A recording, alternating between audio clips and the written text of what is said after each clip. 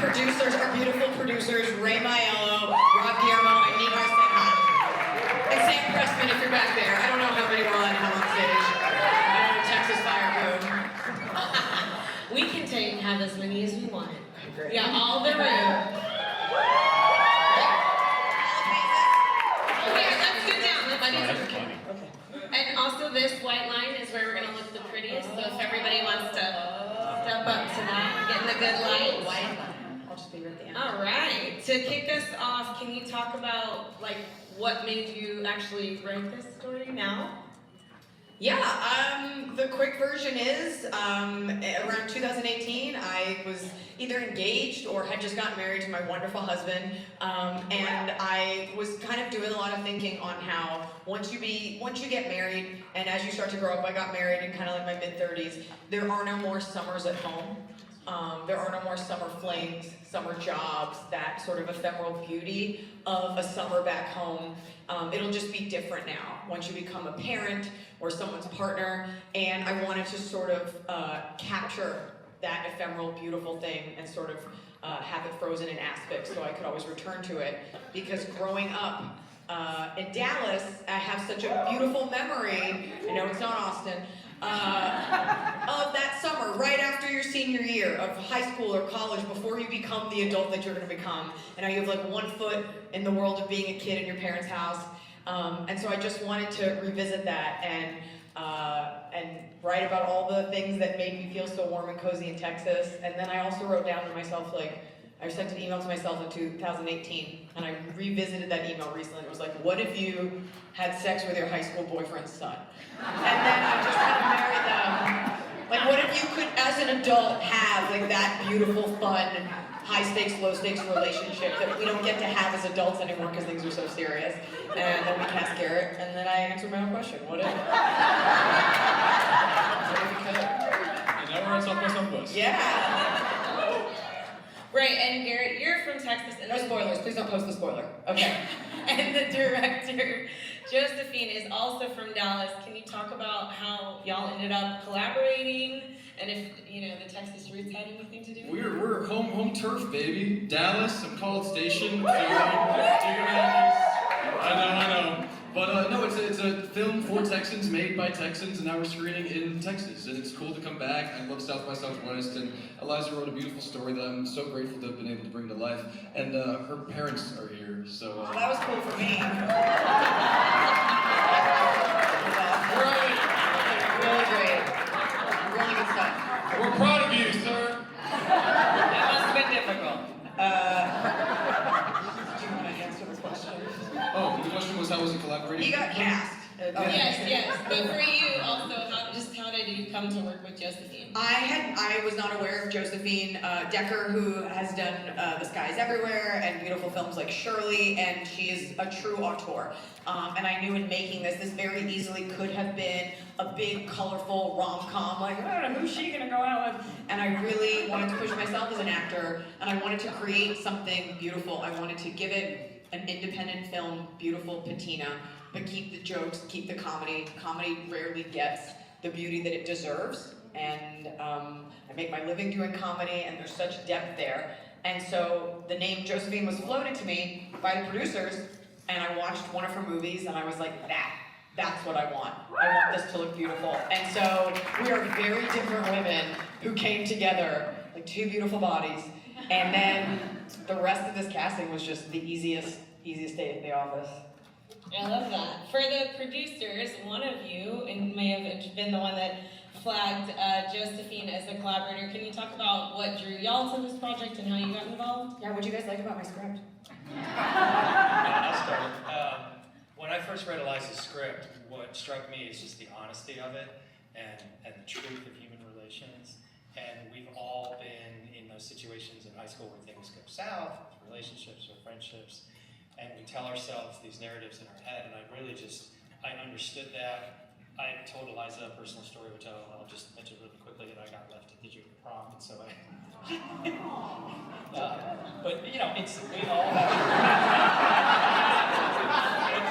but only because Iliza really understands how we get through those moments, and we tell ourselves these narratives, and then what the movie to me is about is how you see the inner goodness in people in the end, and that the future is through that past where you confront it. So I loved it. It spoke to me. So yeah. Love that. Anyone else? Neha, your parents are here. You want to say something to a microphone? Nostalgia and empathy. Thanks, real quick. Who loved this?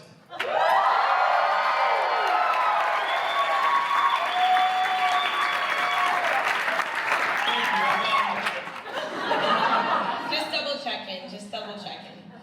Okay, Garrett, you had a lot of on-screen chemistry. You said this was the easiest casting in the world, so can you tell a little bit about how y'all started working together? Did you do anything to prepare, rehearse, make out a lot? Yes. I remember laying down for our first intimacy scene. God bless the intimacy coordinators. For real.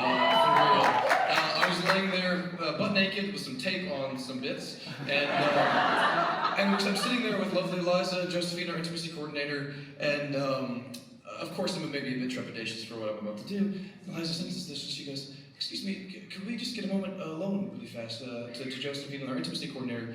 I step outside, she goes, "Hey, have you had sex before?" He's just because he's a baby. He's like, yeah, lots. Like a lot of times, a lot of people. I was like, cool, bro. I felt safer and more comfortable than with these women on set, and I feel so lucky to have gotten to bring this to life. And which one? Oh God! Oh, she says Okay. We had an intimacy coordinator. Josephine is the one that pushed the boundaries. Josephine asked for it. She asked for it because Josephine had some ideas. Like, if you read the script for this movie, it's like Jamie and Colby kiss, they fall out of frame. Like, that's what I came up with. And Josephine's like, okay, so you're writhing on top of him. We move the camera down. He's going down behind. Like, it was just wild. And so we're like, okay, we'll just put ourselves in your capable hands. And we were all very professional. We had this amazing intimacy coordinator. You guys are not gonna like me after this, but it was really funny. Don't forget, I'm a stand-up comic first. And so we're having this like very actory day, and we're trusting each other and everything. And Josephine steps out of the room to talk to me about something as like a producer. And I was like, watch this. And so we come back in, and Garrett's there like in his shorts. And I was like, Garrett, we need to talk to you. And he was like, what? I go, you crossed a line sexually. And I watched this boy's soul leave his body. It's just about walking.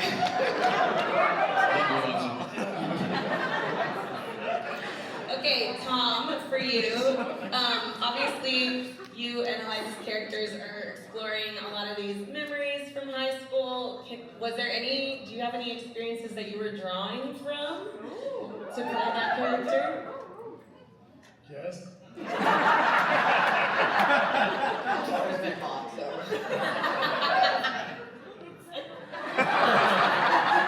That's fine if you don't like to share. That's okay.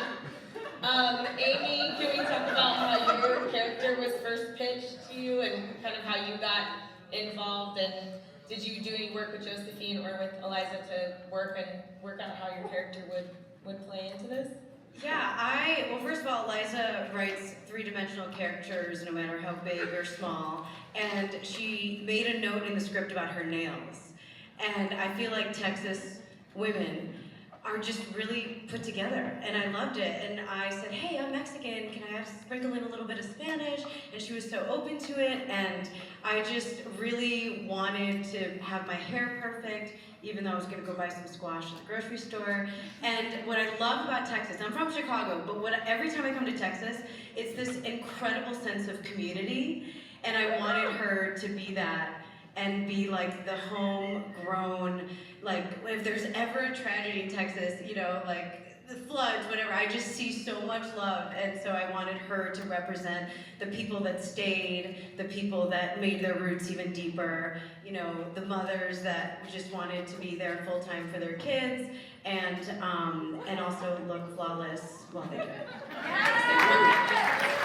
have Kristen, we have Lauren, and we have Aimee, who were the three girls, and they did an incredible job, and I did not get them. And No, I just want to say, originally, we didn't have the budget for it. There were 6, we'll call them like mean girls, but there were 6 girls, and I wrote one girl, one for each of the 6 flags that flew over Texas. And so her last name, and then each one got a last name based on whoever was in charge of the country ruling over Texas, like Luis Cortez, and then the other ones had like a French last name, and then I had to consolidate them into 3 people, and you never hear their last names, but it was originally the 6 flags that flew over Texas. So I've been waiting to tell the audience that we're here. I love that. Can we talk a little bit about the family dynamics with your sister and how y'all worked on that together? How do we work on that together? I just let you act, and I was like, I'll just be here while she eats up this scene. I'll just do my best in your shadow. It was so fun. I knew Iliza from before. We'd worked together once before. And she called me and she was like, I wrote this movie and I think you should play my sister. And I was like, totally. And she was like, do you want to read the script? And I was like, oh yeah, I guess I should do that. Didn't really matter though, because it was hilarious and of course I wanted to do it. And I just loved it. I've never had a writer and a producer of their own movie that they're acting in come to me with a character they're not playing, but they're that excited about. And I love Marissa, and I loved getting to act with you. I love it. All those issues have been resolved. Can we talk a little bit about the music in the film? Obviously, very nostalgic. And you know how you decided to choose the songs? Were they just your jams? I wrote a playlist that when I sent the script out, there was an accompanying Spotify playlist with all of my like needle drops that I hope for. And you know, you have to pay for them or you ask. People like Moby were very kind and they gifted those to us. People like Tim McGraw did not answer my email. So you had a list and I wanted it to capture that distinctly millennial, you know, we wanted that Blink 182 thing in there, like that just distinctly millennial nostalgia. We had the Lit song. And so you don't have to have every needle drop be that, but you also wanted like, just the posters, like you wanted that like country, but you also listened to like Kiss FM and pop and all that stuff. Like I graduated high school in 2001, and so I wanted to feel that way. And I was born in 2001. I know.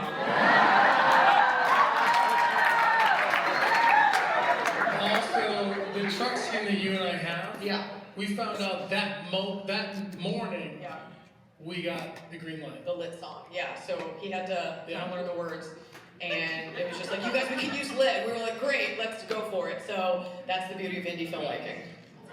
Yeah. Do the producers want to talk about the songs we could afford or couldn't afford? I don't know. Y'all are doing a great job down there. Just a great job. No, I'm not trying to roast you. I'm saying you did a great job. And we're glad you're here. Producers are the unsung heroes of movie making. Are they not? They got the Lit song. I just want to say, people who talked about it in other platforms, but you know, no one did this movie for a paycheck, and you know, it's very cliche to say every movie is a family coming together, but this really is that in a very special, abnormal, atypical way. And the way that these guys just came together, everyone was in it for the right reasons, and you know, there was no big studio behind this. You know, you're looking at it, so it was. You know, every indie film beats the odds to exist, and that's the case here, but all that joy that went into making it, I think, is what is reflected on screen and what I sense from you guys watching it, so. We had the best time making it for you. So thank you. And I just want to, we had to rob a bank to pay for the music, but we ultimately were able to pay for it. We won't say who is the getaway driver. Thank you so much for being here, and thank all